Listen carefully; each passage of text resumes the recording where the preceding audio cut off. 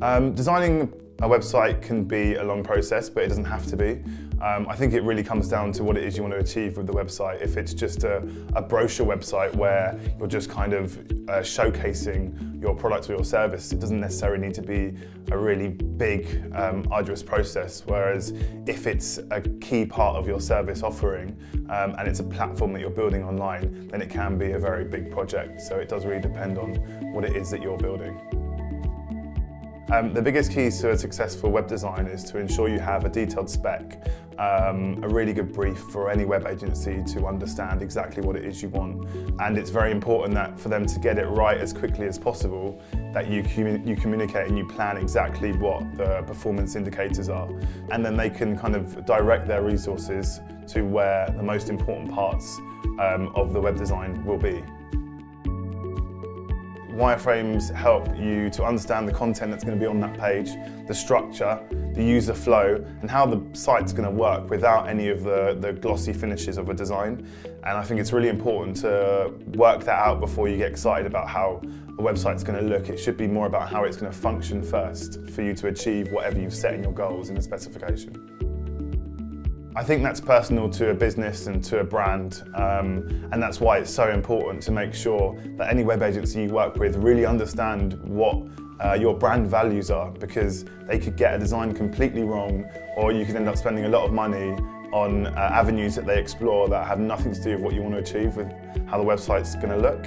So I don't think there's any strict rule of how it's going to look, but it needs to represent and follow your brand guidelines, I guess, if you already have those in place. So the development stage is basically when you take your design and you get it to work.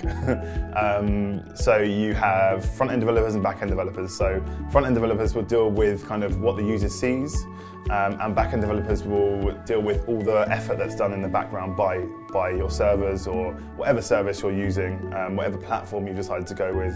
I think it's important to have a kind of an understanding of the effort that goes into that, because that can be quite a long process. I think there's three types of testing. I think there's testing to see if a feature that's been spec'd actually works. And then there's kind of user acceptability testing, so can the user use it? And then the last stage of testing is kind of improving. So can we do this in a better way? Can we move something somewhere else and people will engage better or understand what they're doing? The first two are what you do before you launch. And then the third one is ongoing. You should always be testing your website. The last stage is launching the website, and I think it's really important to make sure that you achieve all the goals that you've set in your specification, but not to be over precious about it being perfect. It's never going to be perfect. You're always going to be able to improve, and you shouldn't be delaying something that could potentially affect your business based on, a colour not being quite right or something not being quite the right place. That's something that can always be done after launching. You should always be looking back and seeing how users are engaging with your site.